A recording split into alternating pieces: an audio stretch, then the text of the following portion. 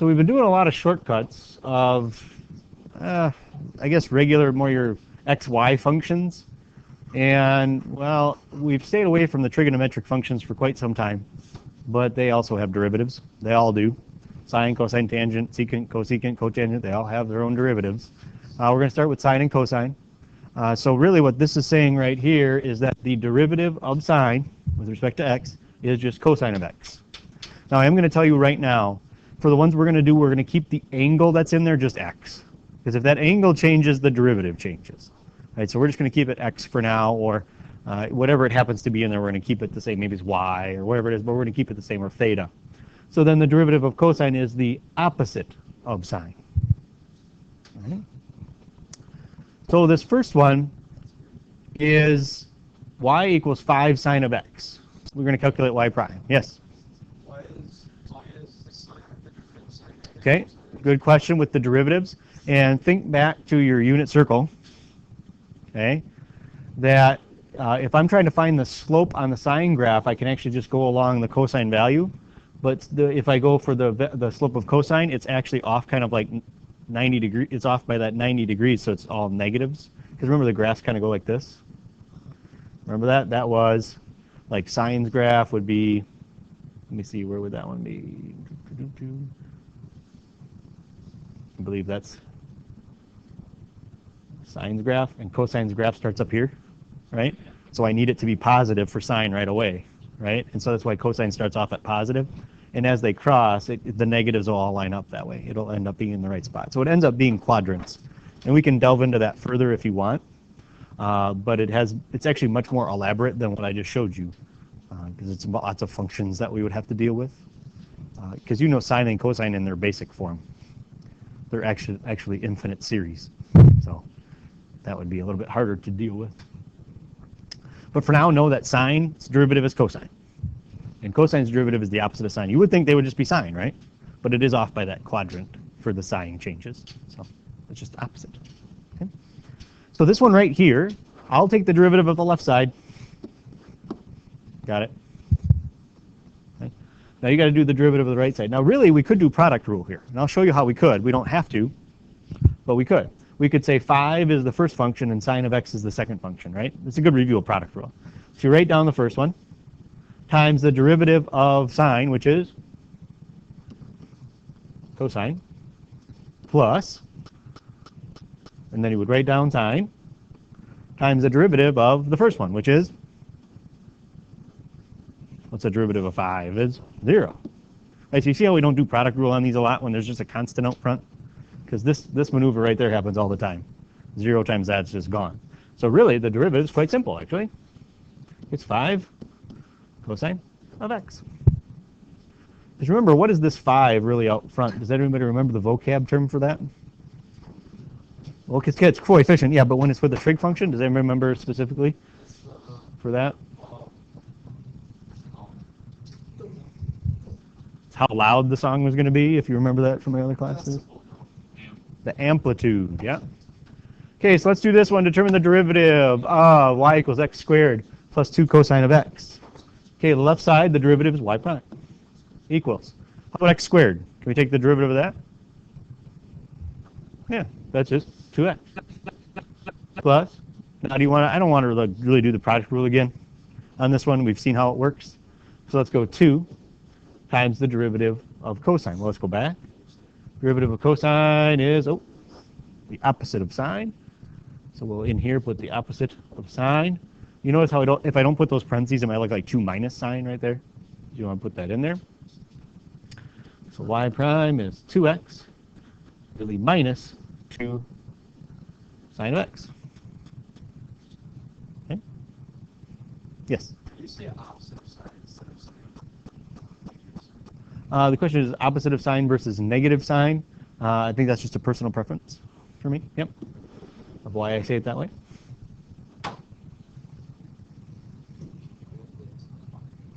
Any questions on the trig? I will tell you the trig does get harder, but not for a while. Okay. Today is straightforward, just so you get used to sine and cosine. Okay, let's determine the slope at f of x equals 2 cosine of x at very particular points. Okay. Well, if I want the slope at those points, let's remember cosine's the one that kind of does this, right? The cosine graph kind of goes like this, right? Starts up there at 1 and kind of works its way down, right? If we were just to do that first quadrant. And so, boy, I got to find the slope at different places. Well, the slope here is definitely different than the slope there, than the slope there. So we got to find something that's going to tell me the slope. And what is that one thing that'll tell me that? The derivative. All right, so let's find f prime of x. So let's see, 2 times the derivative of cosine, which is sine.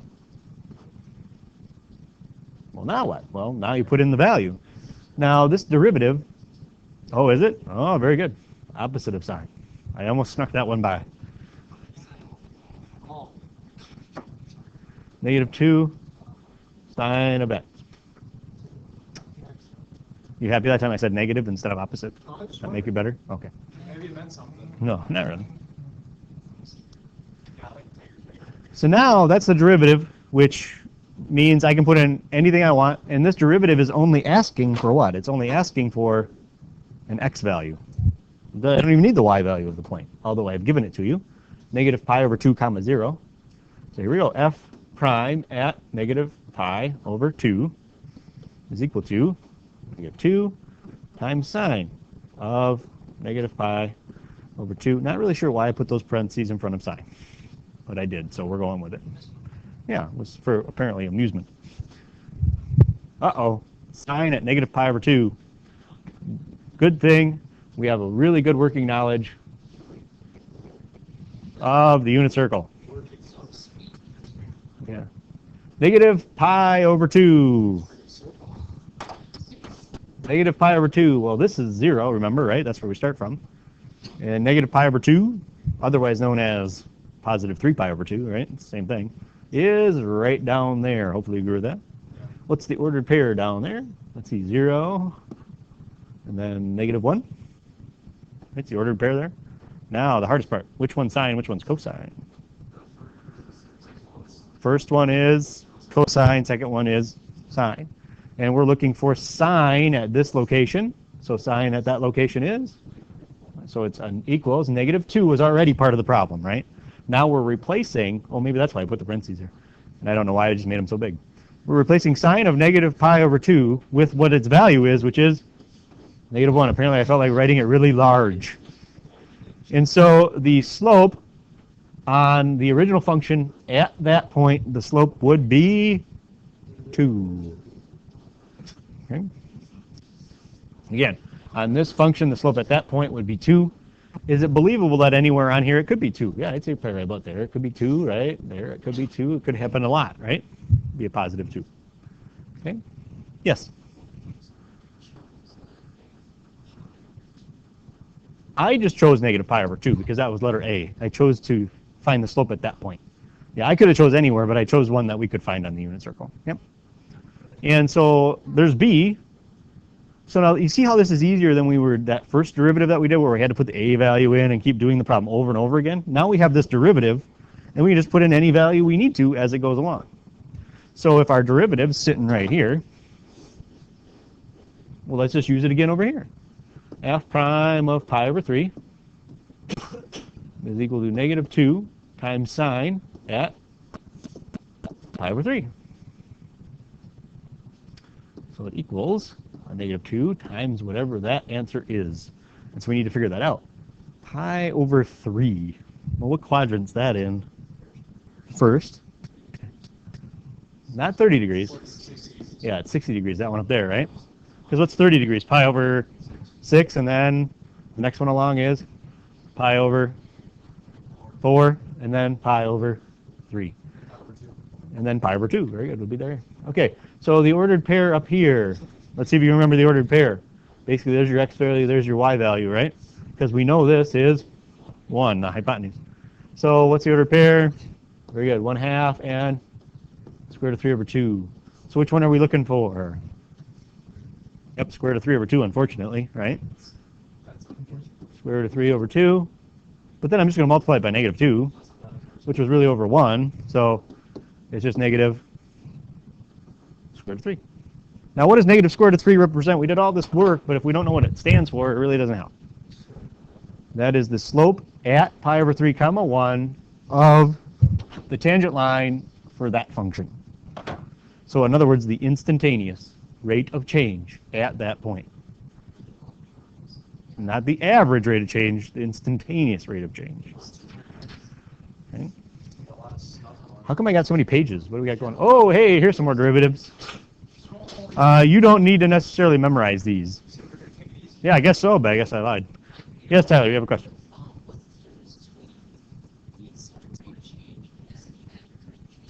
Average rate of change is going to be over a period of time.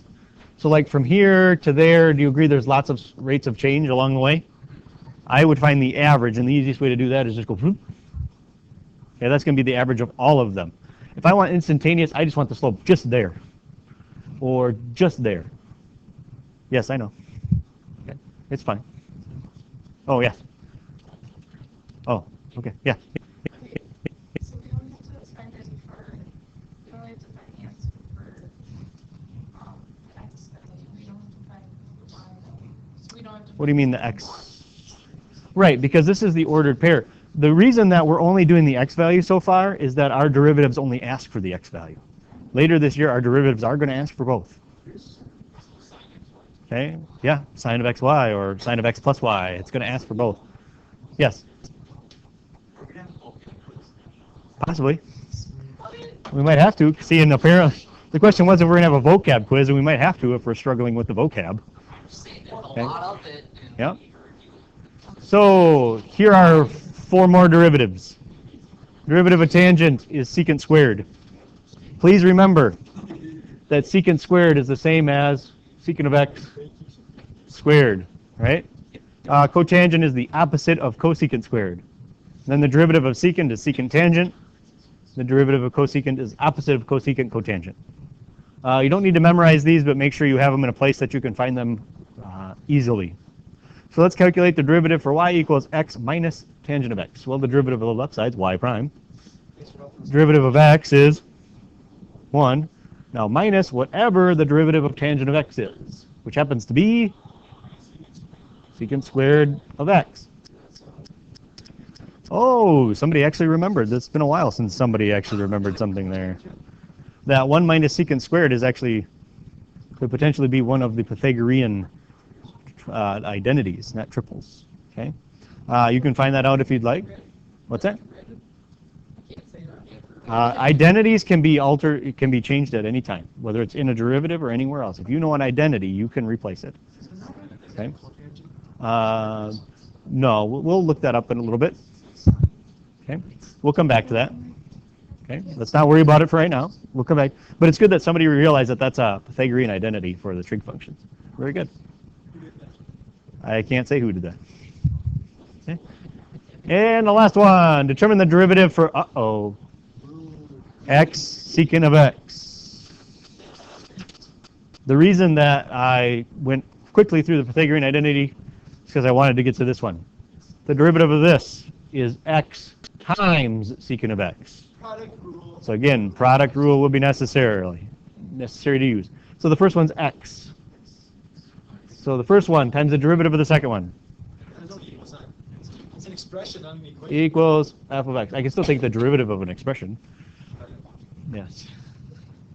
So f prime of x equals, so write down the first one, x times the derivative of secant, which is, according to your chart, secant tangent. Yep. Make sure you put the angle in both times. Don't just do secant tangent and then x. Okay, because that means something completely different. But secant of x, tangent of x is what it is. Secant tangent x is just take tangent of x and then take secant of that right away. Instead of take secant of x times tangent of x. It's very different. Okay, plus, write down the other one, secant, and then times the derivative of the first one, which is 1. Is this the one where we divide by something squared? Is that this one? Nope, that's which one? That's the quotient. Oh, very good. So this particular one is f prime of x. Sorry, I didn't do that. We could clean this up a little bit, but that's completely up to you if you want to do this, but you want to get in this habit. Both terms do have that in common, correct? Then factor it out. It's going to save you time in the long run to get used to this. So it'd be x tangent of x, and then here's where a lot of people mess this up when they do it later on. Plus 1. Thank you. All right. So there you go. That wasn't so hard, was it?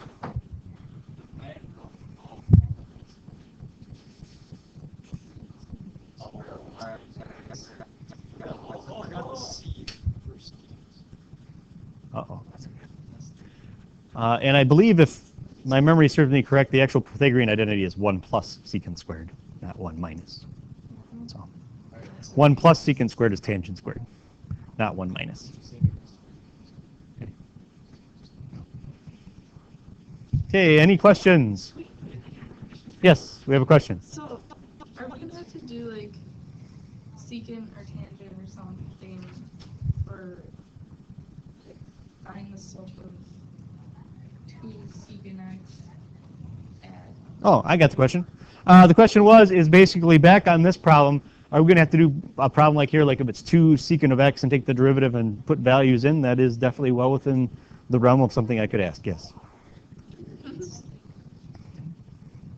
Because you should be able to find secant and cosecant and all those things at those values as well, using the unit circle. Okay. Yep, good question.